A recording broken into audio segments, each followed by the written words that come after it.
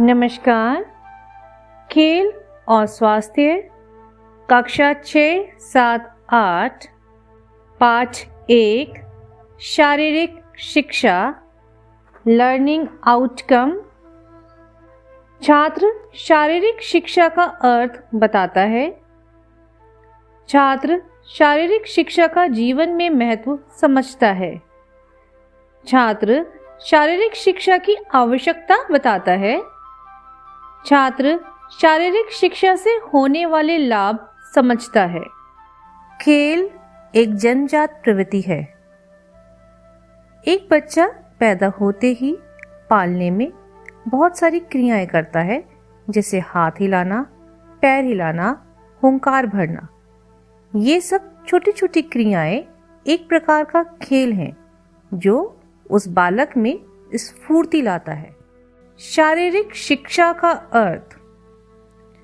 शारीरिक शिक्षा का तात्पर्य उन छोटी छोटी क्रियाओं से है जो मनुष्य अपने आप को मानसिक और शारीरिक रूप से स्वस्थ रखने के लिए करता है। जैसे वो व्यायाम करता है, योग और प्राणायाम करता है, नाच गाना, खेलकूद इत्यादि। ये सभी क्रियाएं मनुष्य को मानसिक एवं शारीरिक रूप से स्वस्थ रखने के लिए अति महत्वपूर्ण है। कार्य करने के लिए शारीरिक एवं मानसिक रूप से स्वस्थ होना आवश्यक है।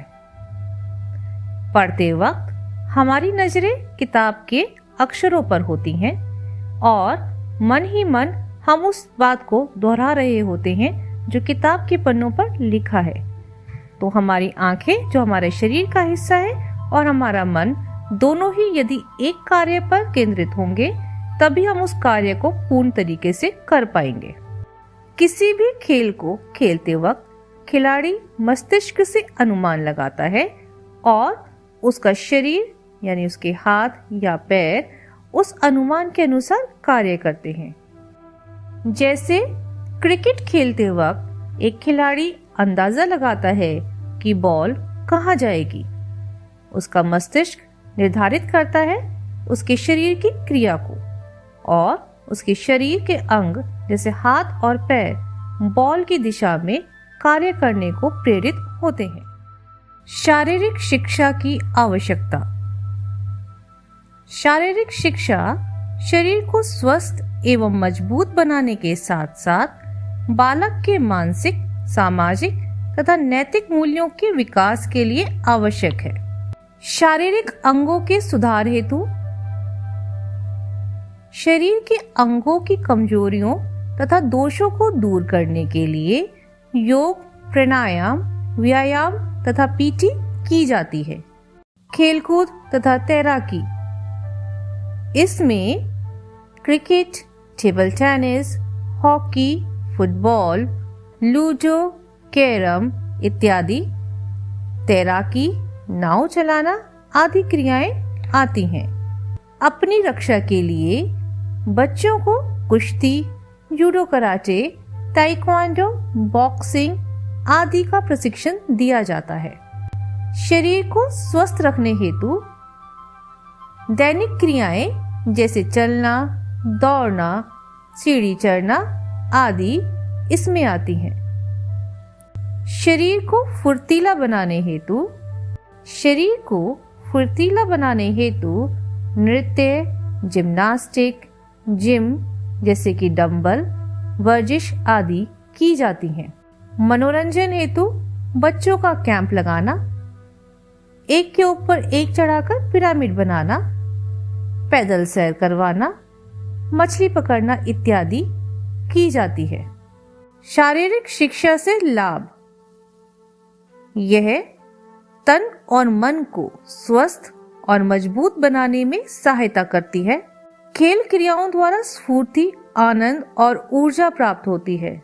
जीत हो या हार दोनों ही स्थिति में अपने ऊपर नियंत्रण रखने से अनुशासन का गुण विकसित होता है। शारीरिक शिक्षा से नैतिक मूल्यों का विकास होता है, जैसे सहयोग की भावना, विचारशीलता, दृढ़ता, संयम। शारीरिक शिक्षा से समय का सदुपयोग करने की प्रेरणा भी मिलती है। जैसे विद्यालय समय में खाली होने पर बच्चे भावगीत द्वारा मनोरंजन करते हैं, गोला बनाकर खेलते हैं आदि। शारीरिक शिक्षा से होने वाले लाभों को ध्यान में रखकर खेलकूद का प्रबंध किया जाता है। बाल सभा, बाल सदन, टीम का निर्माण, नाटक, गीत, नृत्य आदि क्रियाएं सभी विद्यालयों में समय समय पर कराई जाती हैं। इन सभी गतिविधियों को कराने का उद्देश्य सिर्फ बालक की शारीरिक और मानसिक स्थिति को सुधार करने के लिए ही किया जाता है। मूल्यांकन। पहला प्रश्न, खेल क्या है? खेल एक जन्मजात प्रवृत्ति है। दूसरा प्रश्न, शरीर एवं मस्तिष्क को स्वस्थ एवं पुष्ट रखने के लिए किसकी आवश्यकता पड़ती है? सही उत्तर है शारीरिक शिक्षा की। तीसरा प्रश्न, किसी कार्य को करने के लिए किस रूप से स्वस्थ होना आवश्यक है? सही उत्तर है शारीरिक और मानसिक रूप से। प्रश्न नंबर 4, क्रिकेट में गेंद को पकड़ने के लिए मस्तिष्क और शरीर दोनों का प्रयोग किस प्रकार करते हैं? सही जवाब है मस्तिष्क यानी दिमाग यह अनुमान लगाता है कि गेंद कहाँ जाएगी और हाथ उस अनुमान के आधार पर क्रियाशील होते हैं। प्रश्न नंबर 5, शरीर के अंगों की कमजोरियों को कैसे दूर किया जाता है? सही उत्तर है योग, प्राणायाम, व्यायाम आदि से। प्रश्न नंबर 6, शरीर को फुर्तीला बनाने हेतु कौन सी क्रिया की जाती है? सही उत्तर है नृत्य, डंबल आदि। प्रश्न नंबर 7, कैंप लगाना, पिरामिड बनाना, पैदल चलकर सैर करना आदि क्रियाकलाप किस लिए किए जाते हैं? सही उत्तर है मनोरंजन के लिए। प्रश्न नंबर 8, चलना, दौड़ना, सीढ़ी चढ़ना और उतरना आदि कार्य से क्या फायदा होता है? सही उत्तर है शरीर स्वस्थ रहता है। प्रश्न नंबर 9, कुश्ती, जूडो कराटे, ताइक्वांडो, बॉक्सिंग, तलवारबाजी, तीरंदाजी आदि किस लिए किए जाते हैं? सही उत्तर है अपनी रक्षा हेतु। प्रश्न नंबर 10, शारीरिक शिक्षा में खेल क्रियाओं द्वारा डैश प्राप्त होती है? सही उत्तर है स्फूर्ति, आनंद और ऊर्जा। प्रश्न नंबर 11, जीतने या हारने पर अपने ऊपर नियंत्रण रखने से कौन सा गुण विकसित होता है? सही उत्तर है अनुशासन।